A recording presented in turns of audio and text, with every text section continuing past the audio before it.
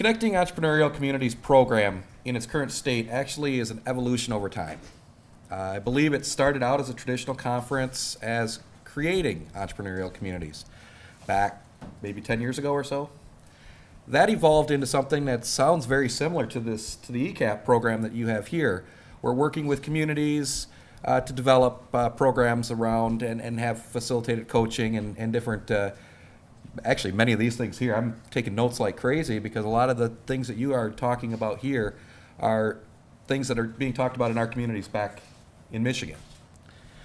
Over time, that evolved for multiple reasons into what we have now known as connecting entrepreneurial communities.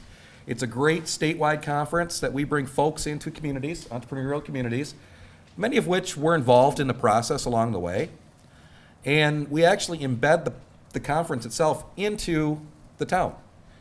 The breakouts are in the merchants. They may be small, intimate settings, much like you have here, 10 to 12 people in a breakout session. They're very practical, they're very realistic, and we encourage communities from around the state and beyond to come as a team to divide and conquer at the conference, and then go back with your team and be able to implement those things tomorrow. With that conference, we really truly believe in the R&D concept.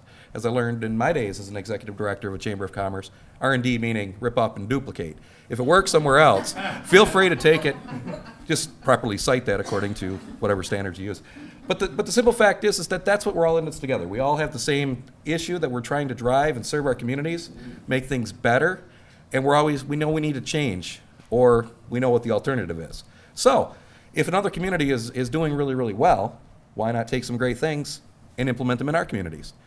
Vice versa. Maybe there's some things or some challenges or maybe just some stumbling blocks that another community dealt with, likely, and has been able to overcome. That's the greatest part of the connecting part of where we've evolved as a program in Michigan. As we know, too, we're always looking to see what's the next step. We're looking down the road. We got a great thing going on. We've held it in that current format 3 years. This year, we've actually expanded from one statewide conference to two.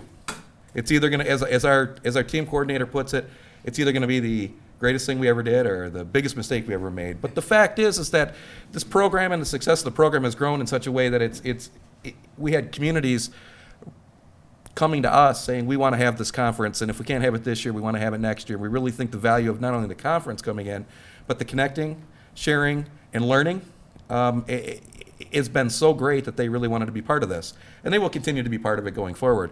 So we're excited to have this two-part, and actually we're going from the southern border of Michigan. I got to throw a Michigan thing up here. Down here in Sturgis, all the way up to the upper peninsula, Houghton Hancock.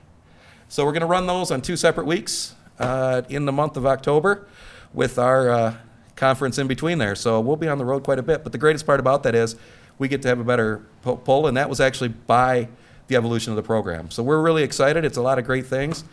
It sounds like a lot of great, exciting things you guys have going on here. So that's a little bit about our program. And we'll be around, Mark and Diane and myself. Feel free to talk to us anytime. We're happy to share. And it's really something worth considering. It's a lot of work, but it's a lot of fun, and it's a great way to engage your community and grow from there. So thanks. Thank you.